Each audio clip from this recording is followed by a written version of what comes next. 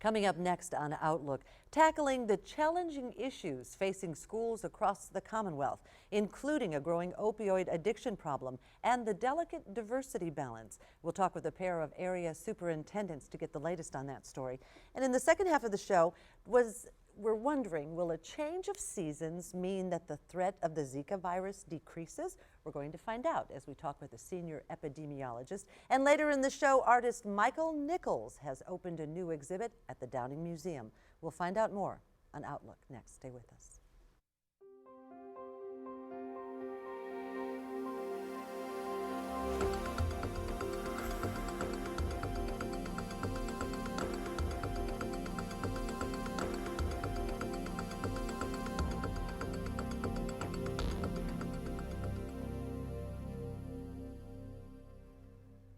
Hello and welcome to this week's edition of Outlook. I'm Barbara Deeb. We're glad you joined us.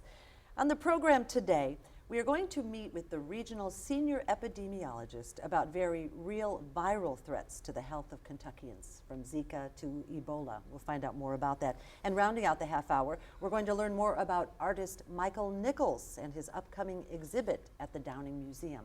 But first, let's take a look at what's happening in area schools. All across Kentucky, there are a lot of challenges. Nothing new, but a lot of emerging issues. We're going to find out more about that as we welcome to the program Gary Fields, who is the superintendent of the Bowling Green City Schools. Thank you for being here. Great to be here. In addition, we are joined by the superintendent of the Warren County Schools, Rob Clayton. Thank you for being here. You've been here before. Welcome back. Thank you. So, you know, we could spend the next 2 hours literally talking about the issues. It's kind of like when you talk to a politician and you say, why on earth would you want to do that job, right? It's a lot of challenges, and probably different challenges than when you first began in this business.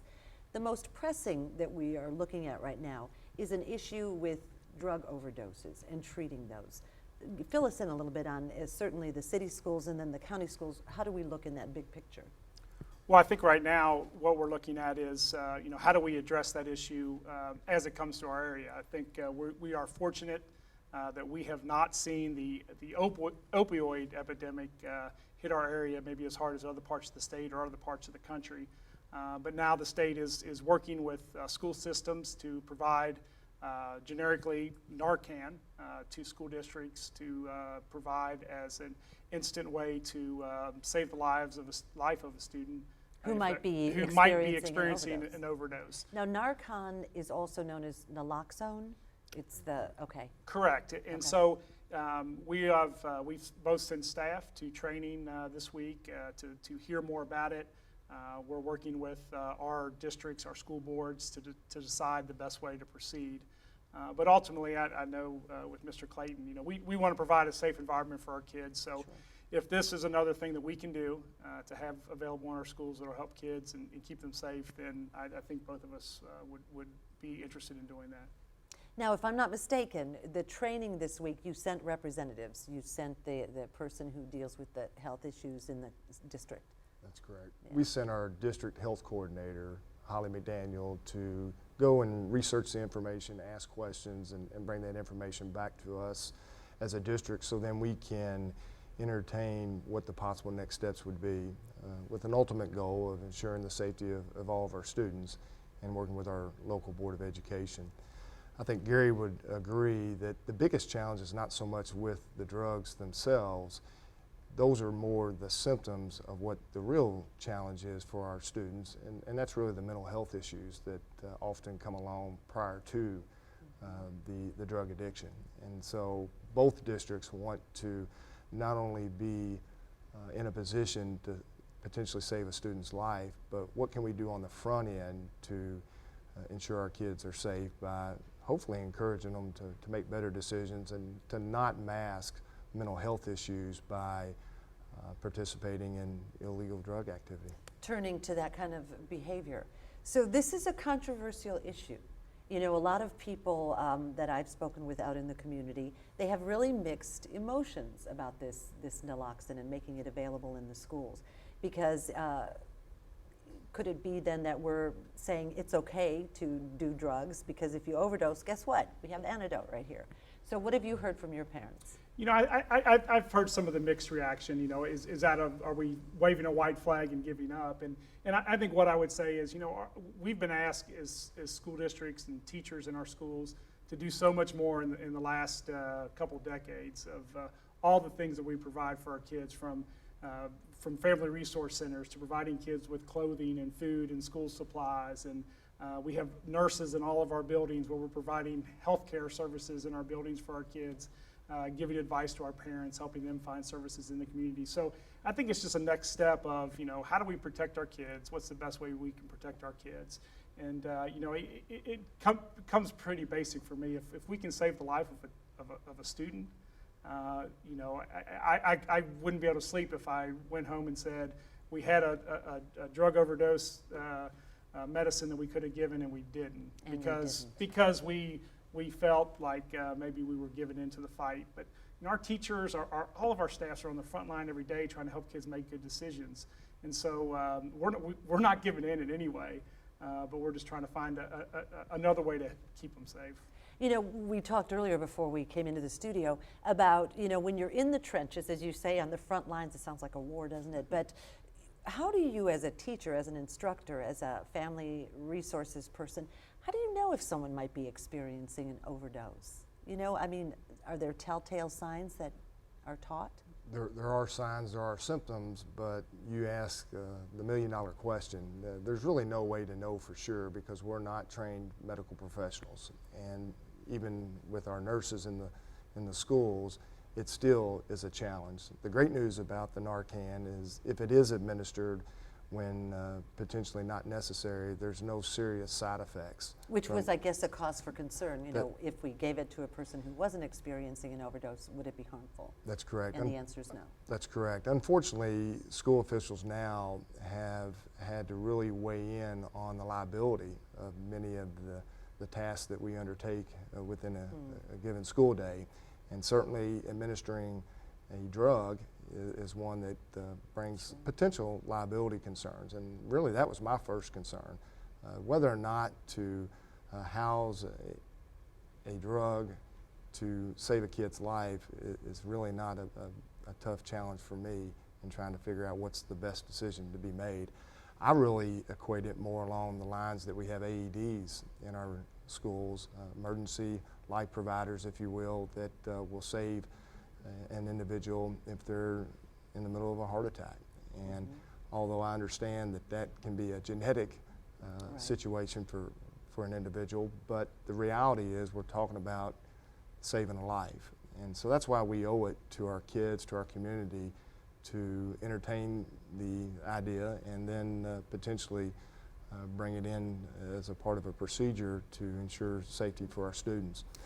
We talked about the situation in the Warren County schools and the city schools, the opioid addiction, the overdoses, not being so prevalent as in other parts of the state.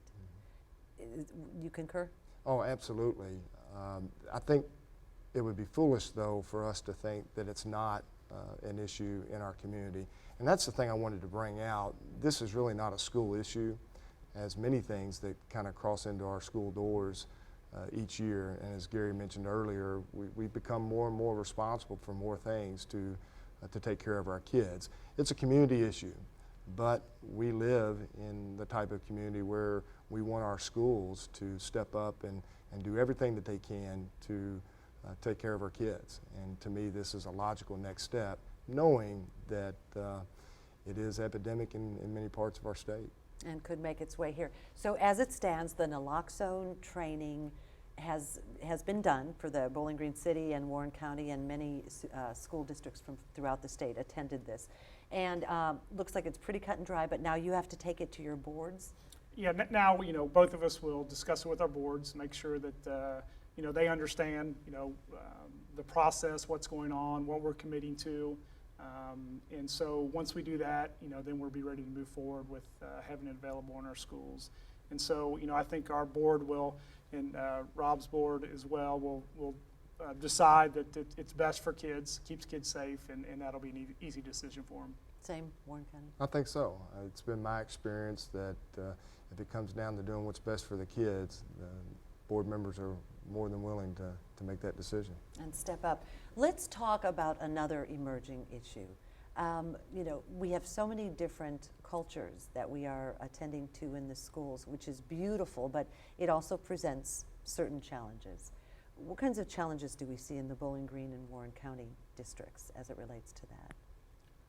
I think, you know, the toughest thing is we have kids coming to our community, and our community is unique because we tend to have kids come from so many different parts of the world. You know, it's not where we're getting kids from Africa at one time and Burmese students at another time, and so we're always getting kids from different parts. How many different languages are there? We have over 40 languages in our district, probably very similar for Warren County, and they bring different needs. It's one thing if a student comes to us who's 15 years old and has been in a refugee center for location for 8 or 10 years, has little formal education, and walks into our high school.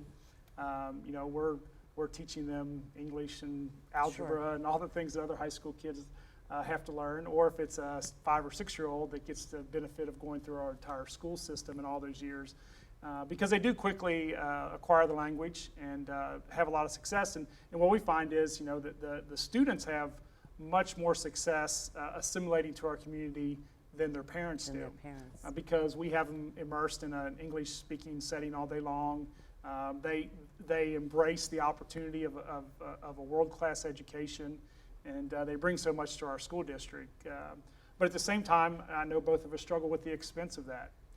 There is not a lot of federal or state money out there that assist us with the education of students where English is a second language, and it really makes it difficult. So we're using a lot of, you know, local funds to supplement that education, and so, you know, that's something that everybody around the state doesn't feel that, so there isn't a big push to put more money in that area. And my hope is as those communities start to feel that influx of students, that they will be on board with Rob and I to say, we need more money. If we're going to do right by these students, we need more money to help educate them. Same in the county school. And what about a culture clash? You know, when you put, you know, 10 people from the same area together, but when you're melding all these cultures together, that's got to present certain challenges. Well, without a doubt, the financial implications are really the greatest challenge. If we were funded the full cost of educating a student, then that challenge would be removed. In terms of the culture clash, it's been my experience it's quite opposite. The students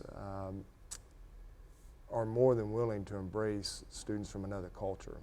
I think it's down to the kindergarten all the way up to the seniors in high school. It's quite amazing when you see the interactions, whether it's in the classroom, in the hallways, or the extracurricular activities. And so that's not really been a challenge for our schools, and I'm sure Gary would attest to the same. It's a tremendous learning experience and learning opportunity for all students.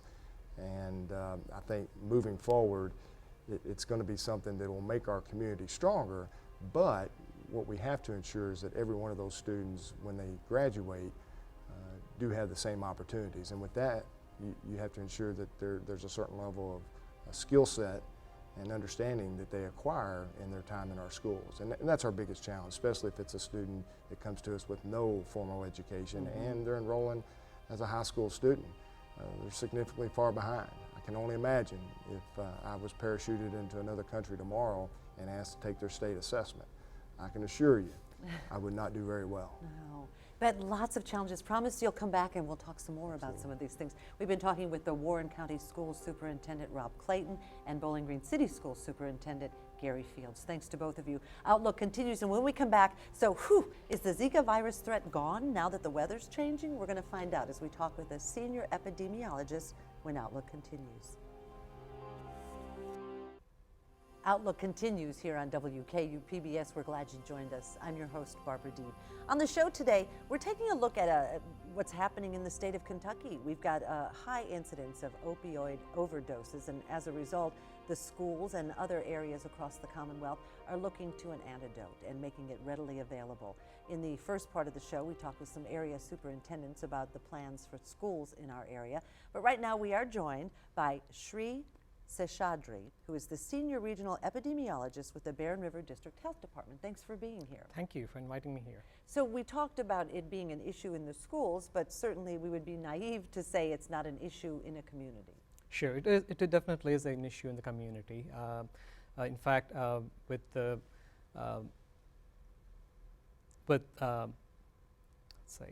the Senate, with the Senate Bill 192, they were able. The then Governor Steve Beshear was able to sign a bill in March 2015, and so with that, the health departments are able to provide a needle exchange program in the communities.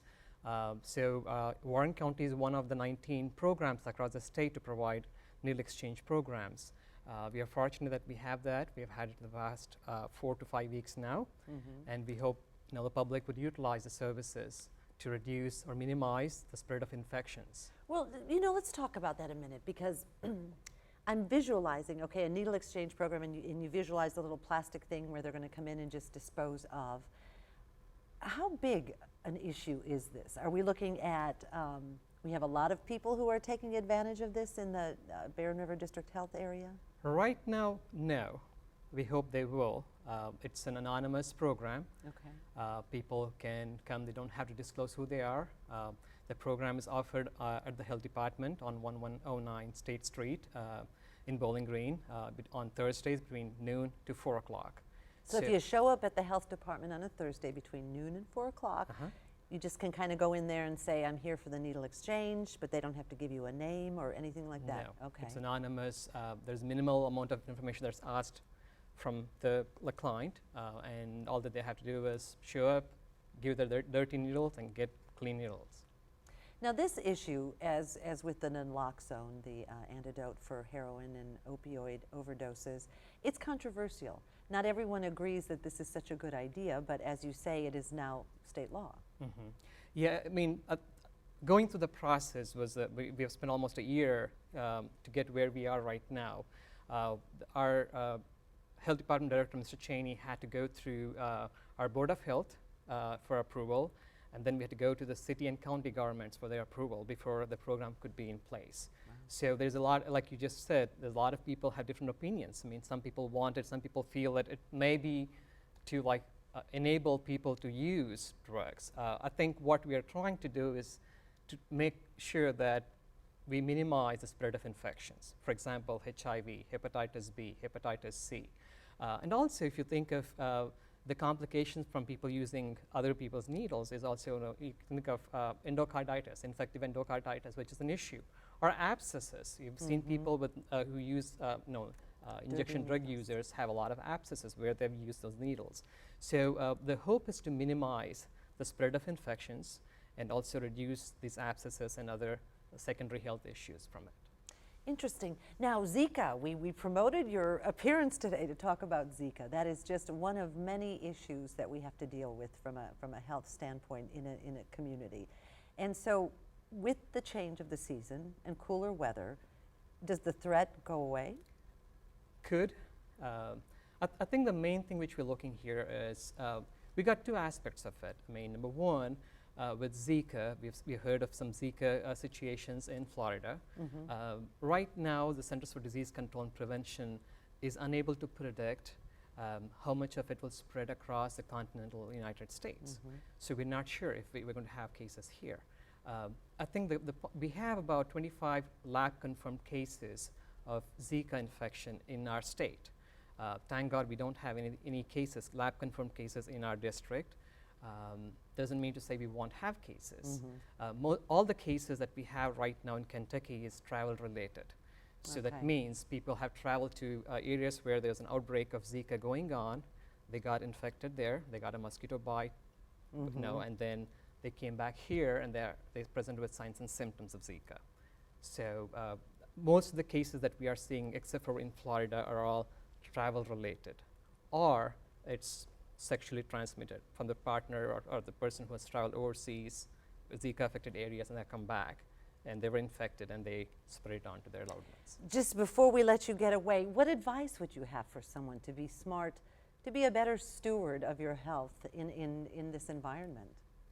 I think looking at, if you're talking specifically about Zika, number one, if you're travel overseas or to the Zika affected area like Florida, be aware to minimize exposure to mosquitoes.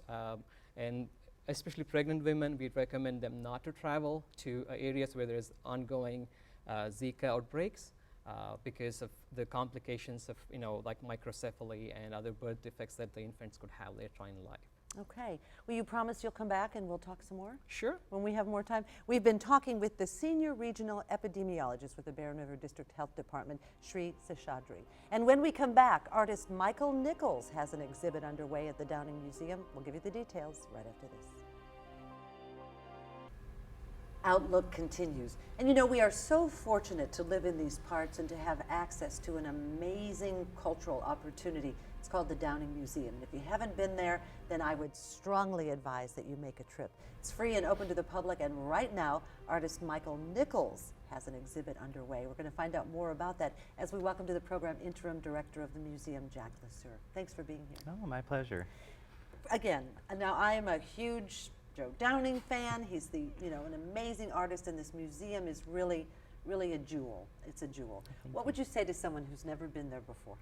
Well, I think, like you said, I mean, we really are a jewel, and we're kind of an unknown and hidden jewel in Bowling Green, I feel like, which the whole point in me coming out and doing these things is to try to make that not the case. But yeah, if you've never been, I mean, it's a fantastic place. We're located in the middle of the Baker Arboretom, so if you like nature and art, we're just the perfect place to come visit. It is a beautiful marriage of nature and art. And of course, if you're not familiar with Joe Downing, he was the brother of Dero Downing, one of the presidents of Western Kentucky University, and he really made his mark on the international art stage. And Picasso had a role in all of that, but you'll have to go to the museum to find out more about that.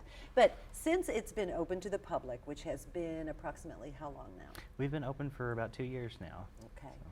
Since that time, more activities have been happening there. Correct. You've had more exhibits. So how is it that you, as interim director and the board, how do they choose what exhibits will be displayed there? Well, last year we had 11 people apply for 3 visiting artist spots, and we, out of that pool of 11 people, we picked 3. So this is our last one in the visiting artist exhibit series, and it was pretty straightforward, but we've gotten a lot of really good feedback and 3 great exhibits. And the bottom line is there is so much talent to be had and to consume in these parts. There are really just a lot of talented people. In particular, Michael Nichols. Now, some of you call him Mike Nichols, but he's known for his frescoes. I mean, the guy is just unbelievable. Why would I want to come to the Downing Museum and see Michael Nichols exhibit? Well, first of all, I mean, if you love art, it's just absolutely amazing. But Michael is one of the few people in the United States that I know of, and probably the world, that is a fresco painter. Fresco is an ancient technique. Many people are probably familiar with Michelangelo's Sistine Chapel ceiling. That's a fresco. The ancient Romans used it. But what Mike has done is created or taken this old technique, and along with silver point drawing, you'll also see that in the exhibit, and given it a meaningful kind of contemporary spin. So he's made this ancient art technique meaningful to contemporary audiences. And in several different ways. One is the method he uses to create the art. So he's using contemporary forms or contemporary tools. Airbrushing is one way. His frescoes are portable in many cases. So Which somehow doesn't sync, right? That you would have a fresco that's portable. We do have some images that you gave to us, and so Josh, if you could show some of those. But what does that mean that the frescoes are portable? So typically, well, historically, I guess I should say, frescoes are done, they're incorporated into architecture. So you'll see a fresco on a wall. Well, you can't really take the wall places. So Mike has created these frescoes on ceramic supports that you can actually, I mean, we don't want you carrying them around at the museum, but you can actually take them off, and they're portable. So they're smaller, and the way that they're exhibited is that they kind of float off the wall. It's really neat to see. Some of his frescoes are actually modular as well. So in particular, one piece that he did specifically for this exhibit. It's a massive piece, and he did it in a response to Joe Downing's work, and so it's supposed to look almost like a stained glass window and how light refracts through that. But you can move the pieces around. Again, we don't want you to move the pieces around when you come visit. But they are movable. They are movable, yes, correct. This is so exciting. And you know, Joe Downing, of course, was the poet of color and light. So, you know, light and color were very important to him. We're just about out of time, Jack. If someone has never been to the Downing Museum in Baker Arboretum in Bowling Green, Kentucky, where can they get more information, and when does the exhibit wrap up? So this exhibit will be ending on October 29th, the end of October. I encourage people to check out our website at wku.edu/Downing Museum, or give us a phone call, which you can find that information on our website as well. Thanks so much. Thank We've you. been talking with the interim director of the Downing Museum in Bowling Green, Jack LeSueur. And to all of our guests on this edition of Outlook, thanks for joining us. Hope you learned something. I'm Barbara Deeb.